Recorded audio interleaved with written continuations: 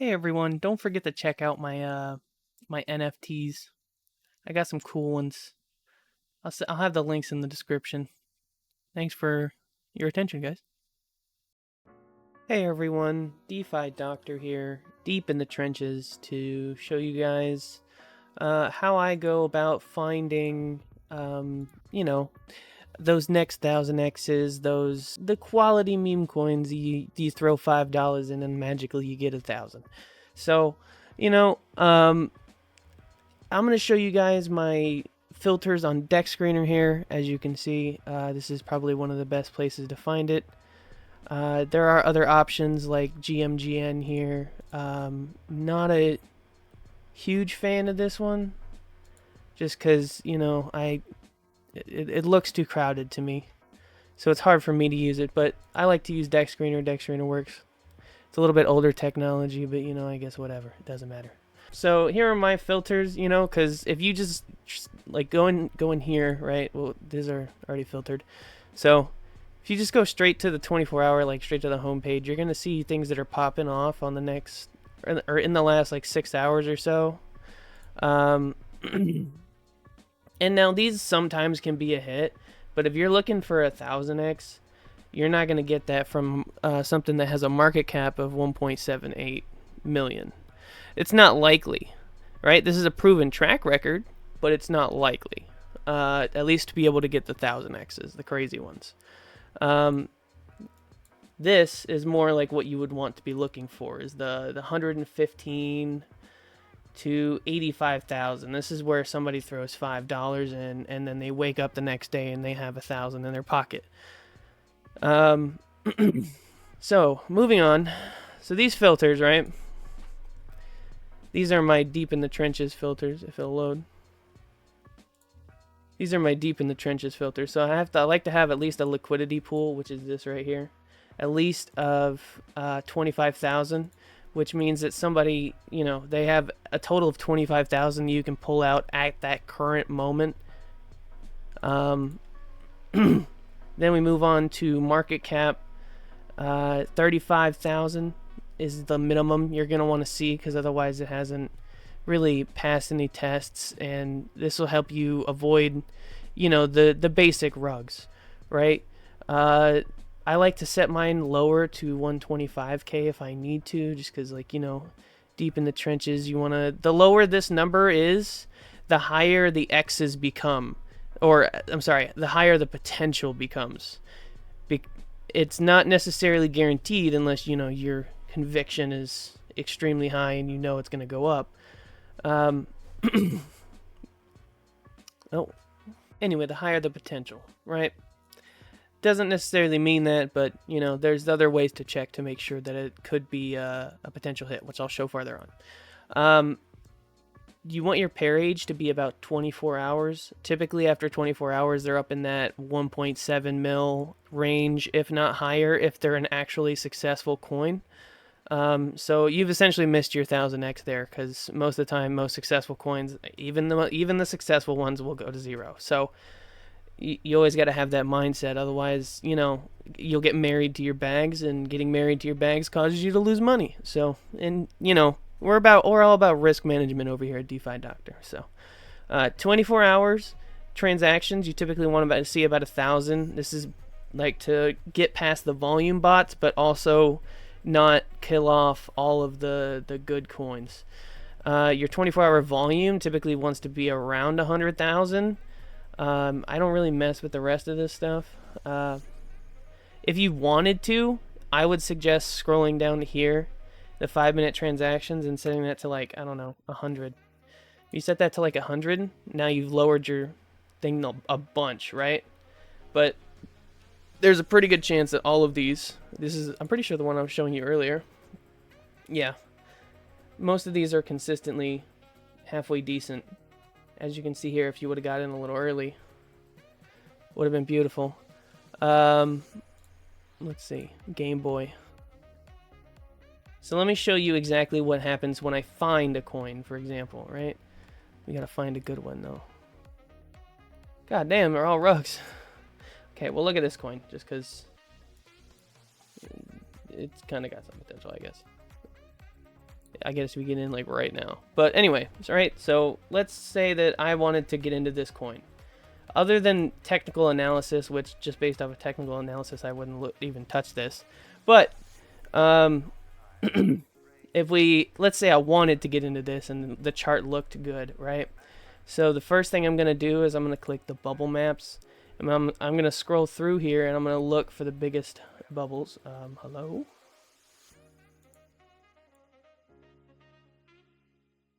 All right, we'll move on to this one, right? So let's say I wanted to get into this. This is a much better chart, honestly. But that's just because it's, a safer coin because it's 1.6 mil. But anyway, back to the bubble maps. We'll click the bubble maps.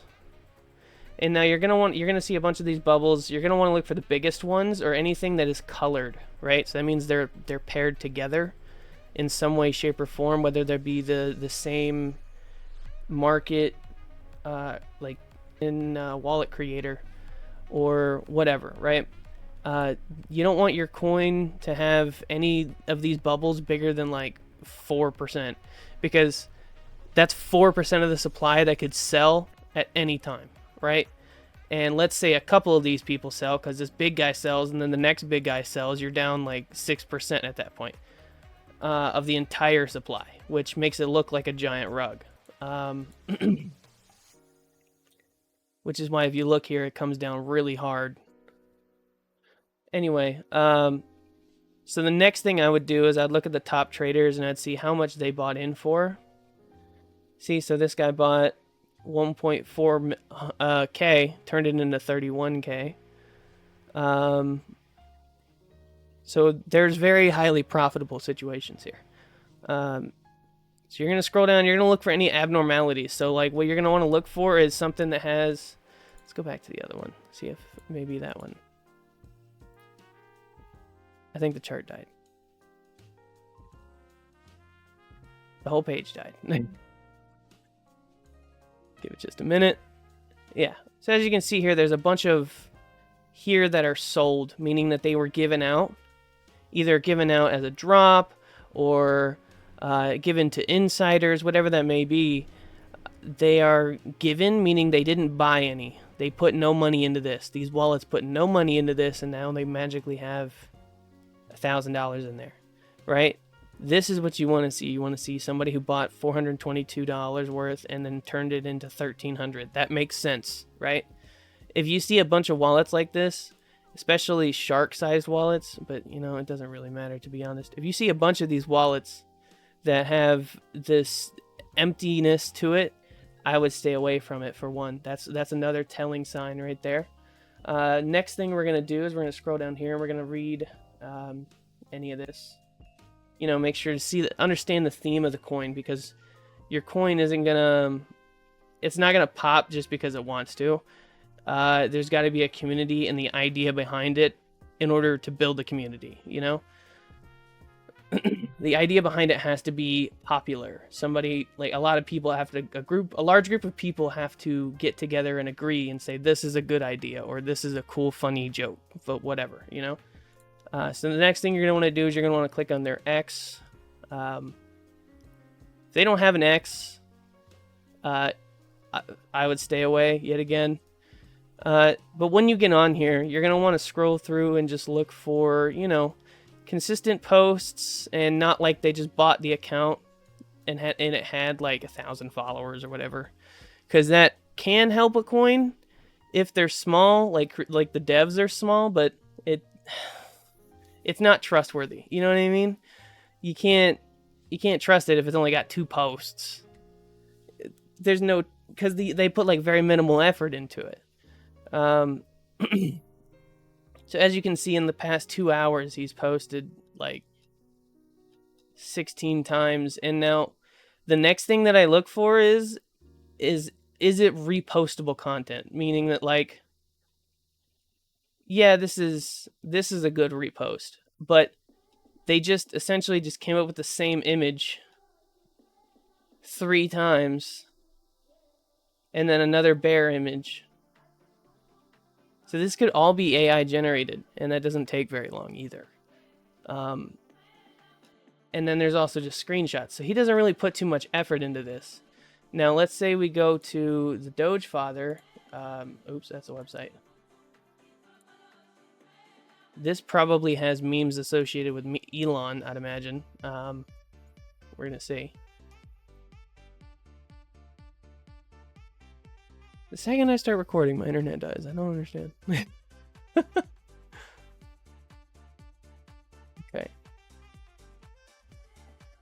So this is also a sketchy look, too. So when you click their Twitter to go to their account, right, it just links straight to this post. It doesn't link to an account, meaning that this could possibly be a rug pull too.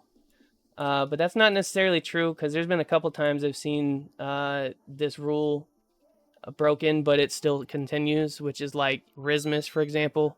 Rismus was like that in the early days. Like back here, it was just like this. It just links straight to a Twitter post, which I don't understand why people do that, but whatever. Anyway, let's say all that checks out.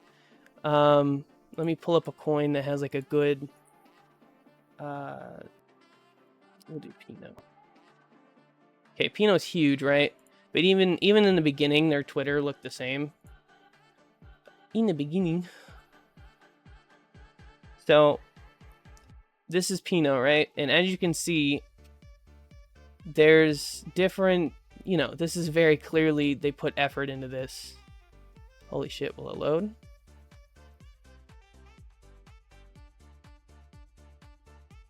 Oh, fuck.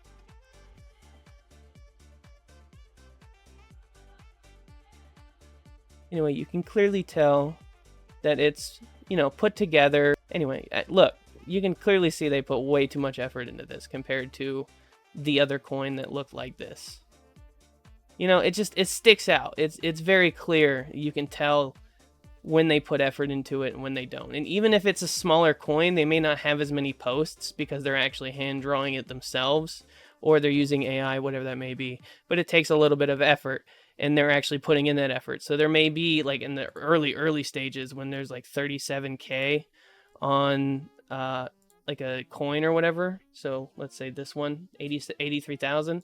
They may not have as many posts, but they have quality posts, and that's what matters. So you want a lot of quality posts, not just the same picture reposted over and over again. And then screenshots are always a red flag for me. Not that that's a bad thing, because a lot of coins post like their decks or whatever at the beginning, but like if they brag about this 24/7, like as you can see, almost bonded, level up, great. Where's the idea behind it? In the early stages, that matters.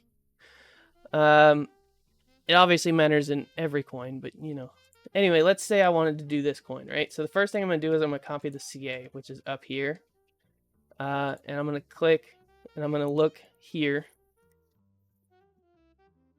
on GMGN. I know I said I don't use it, but I use it to check this specific thing. Which is essentially the same thing that we checked beforehand with the top traders, but we can also check here, and it looks better. Oh, they refreshed this, and now it looks different. Okay, so you're gonna want to look for phishing wallets. This is a perfect example, right? So there's just a singular one, and it's one. So in order for it to be flagged as a phishing wallet, that means that it just got sent the money. Like that's it. Like it never bought, but it has the coins. So that's why it's a phishing wallet. But if it doesn't have too many of these, and early on it may, because they use like volume bots or whatever to attract more investors. So you may see a couple, not a big red flag. It's a big red flag when you see a huge amount, like 20, even 10 is a large amount. I wouldn't go over like 6 to be safe, because 6 volume bots can do a lot of damage, at least, or not damage, but like they can do a lot of volume, so you don't need more than 6. So next thing would be chart analysis, right? So then I'm going to examine this, and you can look it up online, or you can have like a chart on the second screen, whatever you need.